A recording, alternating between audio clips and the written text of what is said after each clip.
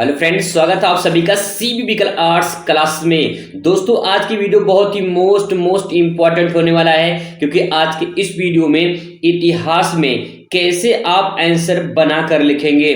अभी तक आप कुछ भी नहीं पढ़े हैं तो मैं आपको बता दूं कि कैसे जो है आप आंसर बनाकर लिखने वाले हैं। ठीक है, आंसर बनाकर सटीक तरीके से कैसे लिखकर पूरा नंबर पा सकते हैं, पूरा अच्छे तरीके से समझाने वाला हूं। बहुत ही इंपॉर्टेंट होगा दोस्तों आप सभी के लिए। अगर आप अभी तक कुछ भी नहीं पढ़े हैं या थोड़ा बहुत पढ़े हैं तो आप सभी के लिए बहुत ही मोस्ट इंपॉर्टेंट होने वाला है। चलिए शुरुआत करते हैं, ज्यादा देर नहीं करते हैं। सबसे पहले मैं एग्जाम्पल के माध्यम से जो यूपी बोर्ड ने 2024-25 का मॉडल पेपर जारी किया है उसी के आधार पे आपको समझाता हूं। ठीक है, आप यहाँ पे देख सकते हैं प्रारूप। अगर बात करें बहुविकल्पीय क्वेश्चन में, तो बहुविकल्पीय क्वेश्चन में 4 ऑप्शन दिए रहते हैं, उसमें से आपको एक टिक करना होगा। तो कोई सी भी आप उसमें टिक कर सकते हैं। अगर आपको उस टाइम पे नहीं आएगा तो कोई भी उसमें जो है आप अपना टिक कर सकते हैं। वो डिपेंड करता है कि उस टाइम पे क्या क्वेश्चन पूछा गया है। तो अपने हिसाब से तुक्का भी मार सकते हैं भैया, ठीक है, उस टाइम पे। लेकिन मेन बात यहाँ पे आती है जब आप लिखने वाला काम आएगा यहाँ से, ठीक है, तब इसमें लिखेंगे क्या, ये सबसे बड़ा सवाल यहाँ पे आता है। ठीक है, तो खंड खा से यहाँ पे एक प्रक्रिया शुरू होगी। अति लघु उत्तरीय प्रश्न है, 2 नंबर आपको मिलेगा। 2 नंबर पूरा का पूरा पाने के लिए सही तरीके से कॉपी को प्रेजेंट करना है। उससे पहले कुछ मैं आपको रूल बता दूं, क्योंकि रूल बहुत ही इंपॉर्टेंट होते हैं। अगर आप नियम का पालन करेंगे तो बहुत बेहतरीन नंबर दोस्तों आपको मिलेगा। जो पहला नियम ये कहता है कि अगर आपकी राइटिंग अच्छी है, ठीक है, तो आपको जो है बढ़िया नंबर मिलेगा। और राइटिंग अगर अच्छी नहीं है तो आपको घबराने वाली बात नहीं है। दूसरा ऑप्शन जो है ये आपको अपनाना है। क्या, इसमें जो है जो आप लिखेंगे उसको थोड़ा स्पष्ट साफ सुथरा लिखिए, और डायग्राम, ठीक है, कोटेशन का, डायग्राम कोटेशन का, और उसके बाद जो है कुछ ऐसे सेंटेंस हैं इनका आपको प्रयोग करना है। ठीक है, तीसरी पॉइंट दोस्तों ये है कि आपने कॉपी को साफ सुथरा लिखे। ठीक है भैया, साफ लिखे ताकि जो है स्पष्ट दिखाई दे आपने क्या लिखा है। काट पीट नहीं करना है। बहुत लोग सारे ऐसे लिखते हैं कॉपी को तो ऐसे काट देते हैं, ऐसे काट देते हैं। ये सब काम नहीं करना है, ऐसे काटना वाटना नहीं है। ठीक है, ये बात ध्यान रखिएगा। अगर आप ये ऐसा काम करते हैं तो दिक्कत हो जाएगी। इसीलिए जो है आप अपने कॉपी को सही तरीके से प्रदर्शित करिए। ठीक है, आपको बढ़िया नंबर मिलेगा। अब ये आपको काम करने हैं, ये रूल अपनाने हैं। ठीक है, अब शुरुआत करते हैं। यहाँ से सबसे पहला क्वेश्चन आएगा अति लघु उत्तरीय में। तो आपको करना क्या है, सबसे पहले आपको अपनी कॉपी में यहाँ पे उत्तर संख्या लिखना है। ठीक है, उत्तर संख्या, प्रश्नोत्तर नंबर जो भी आप लिखना चाहते हैं लिख सकते हैं। मान लो मैं यहाँ पे लिख रहा हूँ उत्तर संख्या। ठीक है, ऐसे आपको लिख लेनी है उत्तर संख्या जो भी है। मान लो 11 है तो मैं 11 यहाँ पे लिख दूंगा, लगे हाथ अंडरलाइन कर देंगे। अब यहाँ पे इसके बाद जो है लिखने वाला काम करेंगे। उससे पहले क्वेश्चन समझेंगे, क्वेश्चन पूछा क्या गया है। ठीक है, अब देखिए क्वेश्चन है कि अकबर के काल में खुद काश्त या पाही काश्त किसानों में क्या अंतर था। अब भैया क्वेश्चन पढ़ते ही होश उड़ जाएगा, भाई क्या पूछ लिया, इसमें कुछ समझे नहीं आ रहा है क्या लिखेंगे। तो अब इसमें कैसे अपना दिमाग लगाएंगे, देखिए सबसे पहले आपको यहाँ पे कुछ कीवर्ड उठानी है। कीवर्ड में जैसे अकबर, अकबर का नाम तो सुना होगा आप लोगों ने, भले से आप ना जानो कि अकबर कौन था, क्या अकबर की कहानी थी, आप नहीं जानते, कोई बात नहीं, नाम तो सुना होगा अकबर का भैया, है ना। अकबर बीरबल की कहानी बचपन में आपने सुना होगा, लेकिन नाम तो सुना होगा अकबर का, इतना तो आपको काम, मतलब इतना तो पता होगा आपको। ठीक है, इसके बाद आगे देखिए काल, काल लिखा है। काल का मतलब समझते हैं ना, काल भाई महाकाल नहीं, काल मतलब समय हो गया, है ना। अब यहाँ पे लिखा है आगे कास्त, यहाँ पे खुद लिखा है। तो खुद मतलब कौन, खुद मतलब आप हो गए, हम हो गए, खुद हो गया, है ना, खुद। अब कास्ट समझ में नहीं आ रहा, कोई बात नहीं, पाही कास्ट नहीं समझ में आप, कोई दिक्कत नहीं है। किसान समझ में आता है ना, किसान भाई, किसान जो खेती में काम करते हैं, किसान मजदूर, किसान हो गए। अब इसमें इतना समझ गए, अब इसी से रिलेटेड कहानी बनानी है। देखिए कह रहा है कि अकबर के काल में नहीं, जब अकबर का शासन काल था तो उसमें खुद कास्ट और पाही कास्ट किसान कैसे थे। यानी सिंपल सी बात है, किसानों के बारे में बात कही जा रही है। अब देखिए खुद कास्ट मतलब भैया जो किसान थे उस टाइम पे, वो किसान खुद काम करते थे। खुद काम मतलब अपने ही खेतों में, अपनी ही जमीन पर काम करते थे, तो खुद कास्ट हो गए। ठीक है, यानी जो किसान अपने में अपने खुद का काम करते थे, खुद की खेती करते थे, वो खुद कास्ट हो गए। ठीक है, दूसरा पॉइंट, पाही कास्ट क्या हो गया, पाही कास्ट का मतलब हो गया कि भैया जो दूसरे खेत में काम करते हो भाई, एक अपने में भाई काम करता है, दूसरा अपने में काम करता है, हो गया अंतर, एक नंबर इसके लिए, एक नंबर इसके लिए, बस काम खत्म भैया, इतना काम करना है। लिखना है इसमें कि अकबर के शासन काल में खुद कास्ट वो होते थे जो अपने ही खेतों में खुद काम करते थे, उनका खुद का खेत होता था, खुद काम करते थे, ठीक है। और पाही कास्ट मतलब भैया जो अपना खेत नहीं है तो कहाँ काम करेंगे, दूसरे खेत में काम करेंगे, सिंपल सी बात है। तो भैया सिंपल सी बात यह है कि अपने खेत में काम ना करके दूसरे खेत में काम करने वाले किसान पाही किसान कास्ट किसान कहलाते हैं, और खुद का जो अपने खेत में काम करते हैं। बस इतना काम करेंगे भैया, ज्यादा नहीं लिखना है। 2 नंबर का प्रश्न है, 2 पॉइंट लिखना है, काम खत्म। ओके 2 नंबर, माई कलाल कोई काट नहीं सकता। दोस्तों 100% गारंटी के साथ बोल रहा हूं कि आपको इसमें जो है 100% गारंटी कि आपका पूरा आंसर से होगा, अगर आप ऐसे बना के लिख देंगे तो कोई नहीं काट सकता भाई। आपने सही तरीके से आंसर को लिखा, प्रेजेंट किया अच्छे से, कोई किताबी भाषा नहीं, कोई अट्टा मार नहीं, समझ कर अंडरस्टैंडिंग करके आप चीज को समझ के लिख सकते हैं, ठीक है। अब आगे देखिए, अब कुछ सवाल ऐसे होते हैं जो आपको पढ़ना पड़ेगा भैया, समझना पड़ेगा। कुछ ऐसे क्वेश्चन हो जो बना के लिख पाएंगे। लेकिन दूसरा क्वेश्चन देखिए, भारतीय पुरातत्व के जनक किसे कहा जाता है?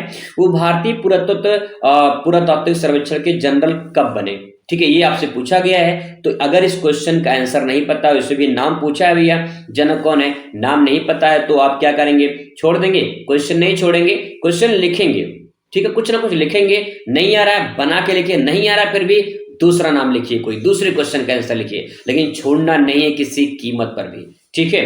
तो ये क्वेश्चन यहाँ पे मान लीजिए आपको पता होना चाहिए, ठीक है। आगे बात करते हैं अगले क्वेश्चन पर। यहाँ पे बुद्ध के जीवन से संबंधित कुछ स्थान हैं, इन स्थानों के बारे में बताना है। जैसे लुम्बिनी है तो लुम्बिनी में क्या हुआ था ये आपको बताना है, बोध गया में क्या हुआ था, सारनाथ में, कुशीनगर में क्या हुआ था ये बताना है। तो ये भी तो पता होना चाहिए, नहीं पता तो आप बुद्ध के बारे में जानते होंगे, समझेंगे, कभी पढ़े होंगे बुद्ध के बारे में। लुम्बिनी में जो है इनका जन्म हुआ था, ठीक है, और लुम्बिनी पड़ता है नेपाल में, ठीक है। नेक्स्ट है बोध गया पड़ता है बिहार में, यहाँ पे इनको ज्ञान की प्राप्ति हुई थी भैया, ठीक है। नेक्स्ट है सारनाथ पड़ता है वाराणसी यूपी में, यहाँ पे उन्होंने प्रथम उपदेश दिया था, ठीक है। और कुशीनगर में इनको मतलब महापरिनिर्वाण प्राप्ति हुई थी, यानी मृत्यु हुई थी, सिंपल भाषा में कहा जाए। इस प्रकार से 4 पॉइंट लिख देंगे, 4 नंबर आपको यहाँ पे मिल जाएगा। अब आती है कहानी आगे, यहाँ पे आप बना के लिख सकते हैं, ठीक है। 1857 के विद्रोह में किन्हीं 2 प्रमुख केंद्रों और उनके नेताओं का नाम लिखिए। नेताओं का नाम पूछा है, नेता का नाम नहीं पता है, कोई बात नहीं, लेकिन थोड़ा सा भी आप समझेंगे, कोशिश करेंगे तो आपको समझ में आ जाएगा। 1857 की विद्रोह के 2 प्रमुख केंद्र बताना है। अगर आपने झांसी की रानी के नाम सुना होगा तो बहुत अच्छे तरीके से आपको पता चल गया होगा कि झांसी की रानी 1857 की क्रांति में इसमें शामिल थी, ठीक है। आपने मंगल पांडे का नाम सुना होगा, मंगल पांडे भी यहाँ पे जो है यहाँ पे शामिल थे, ठीक है। तो यहाँ पे जो है 2 केंद्र का नाम बताना है, 2 नेता का नाम बताना है।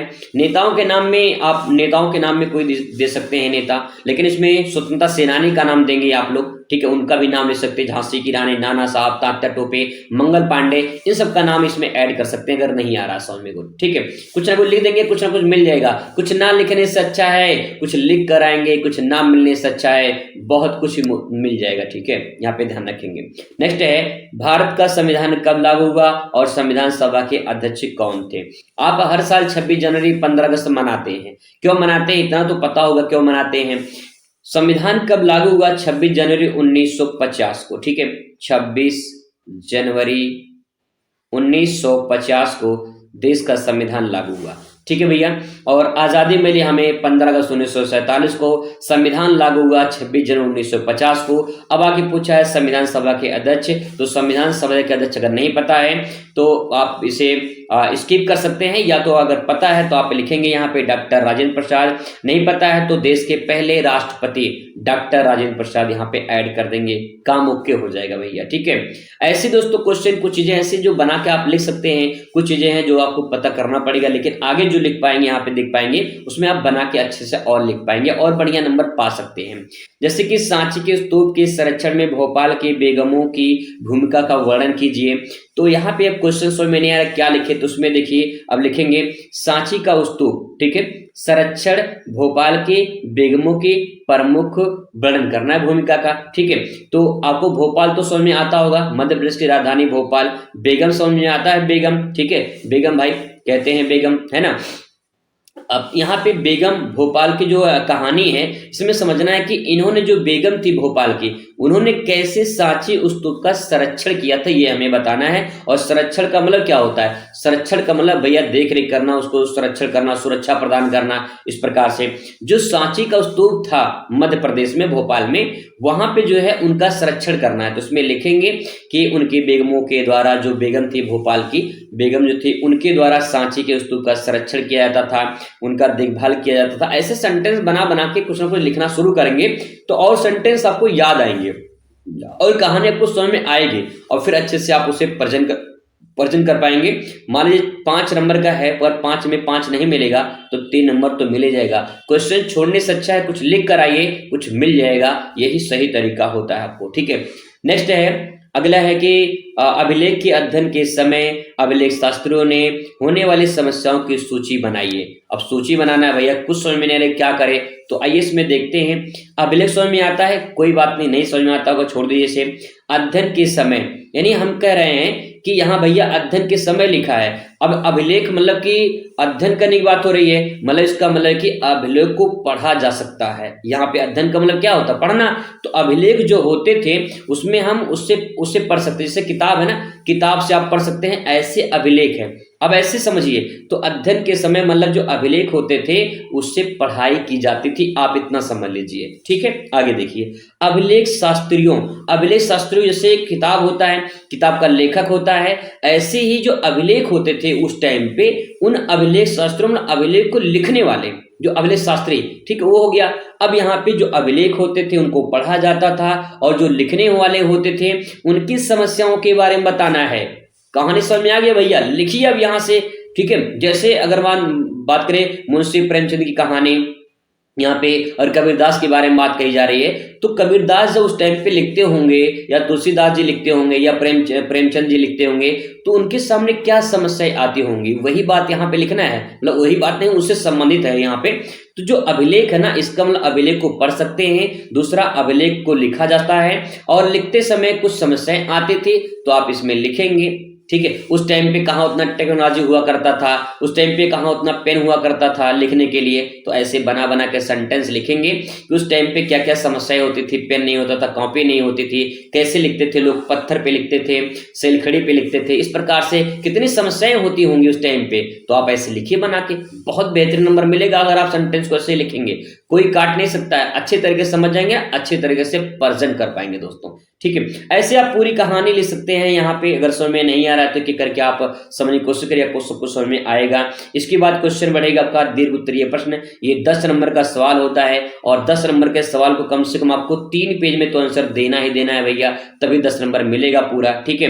नहीं समझ में आएगा तो क्या करेंगे, कुछ लिखेंगे जरूर बना बना के। जैसे लिखा है, पुरातत्व किस प्रकार के अतीत का पुनर्निर्माण करते हैं। अब इसमें समझ में नहीं आ रहा कि भाई सेंटेंस लंबा चौड़ा है, क्या इसमें लिखे, तो पुरातत्व नहीं समझ में, कोई बात नहीं।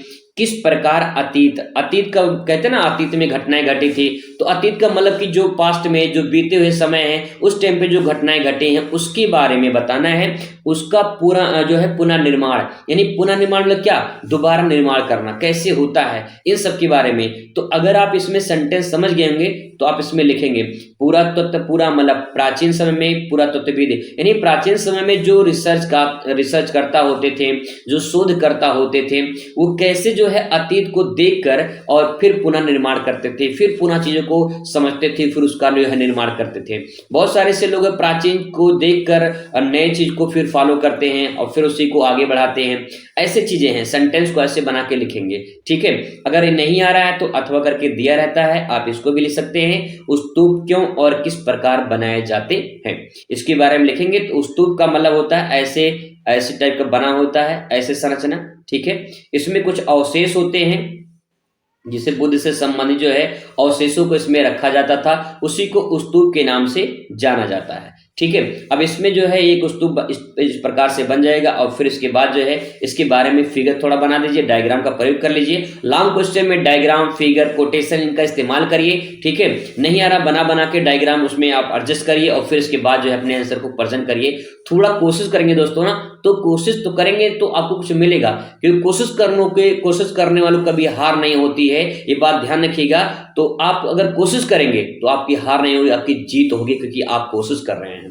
वही बात ध्यान में रखना है। ऐसे यहाँ पे आपको 3 क्वेश्चन लिखना पड़ेगा, आराम से सोचिए समझिए, उसके बारे में थोड़ा थोड़ा लिखिए, ठीक है। इसके बाद आता है डेट वाला। यहाँ पे आप कुछ भी बना नहीं सकते हैं, लेकिन आप इसमें जैसे क्वेश्चन दिया है इसमें डेट लिखना है, जैसे 321 ईसा पूर्व में क्या हुआ था। अगर आपको पता है तो लिखिए, नहीं पता है तो फिर क्या करेंगे, छोड़ देंगे? नहीं छोड़ेंगे नहीं भैया। आप 10 नाम, 10 ऐसे डेट याद कर लीजिए, ठीक है, 10 डेट, और याद करके अगर उसमें से आ गया तो बहुत बढ़िया है, नहीं आया तो 10 डेट आराम से चुप मार के बिना किसी सोच शराबा किए आराम से 10 डेट लिख दीजिए और उसका आंसर लिख दीजिए, काम हो जाएगा भैया। कुछ नहीं तो कुछ ना कुछ मिल ही जाएगा, ठीक है। सादा छोड़ कर आएंगे कुछ नहीं मिलेगा दोस्तों, मैं सच्चाई बता रहा हूं। मुझे अच्छे से पता है कि कैसे बोर्ड की कॉपी चेक होती है, अच्छे तरीके से। पिछले 8 सालों से मैं पढ़ा रहा हूं प्राइवेट विद्यालय में, तो मुझे अच्छे तरीके से पता है कैसे बोर्ड की कॉपी चेक होती है अच्छे से, ठीक है। तो यहाँ पे आप देख पा रहे हैं इसके बाद मानचित्र वाला आता है। मानचित्र के बारे में मैंने पिछले वीडियो में बताया था कैसे मानचित्र सही तरीके से भरा जाता है। अगर मानचित्र वाला वीडियो हम नहीं देखे तो देख लीजिए, उसको बहुत अच्छे तरीके से मैंने समझाया है। तो दोस्तों इस प्रकार से क्वेश्चन आप लिखिए, बनाइए, सेंटेंस को क्लियर करिए, आपको धीरे धीरे समझ में आएगा। थोड़ा सा अगर आप पढ़ लेंगे तो और अच्छे तरीके से आप प्रेजेंट कर पाएंगे, ठीक है। चलिए मुलाकात करेंगे अगली वीडियो में, ऐसी बहुत ही बेहतरीन वीडियो आपके सामने आते रहेंगे और अच्छी खासी तैयारी भी आपकी करवाते रहेंगे। मिलते हैं नेक्स्ट वीडियो में, तब तक खुश रहिए, मस्त रहिए, जिंदगी में स्वस्थ रहिए। धन्यवाद।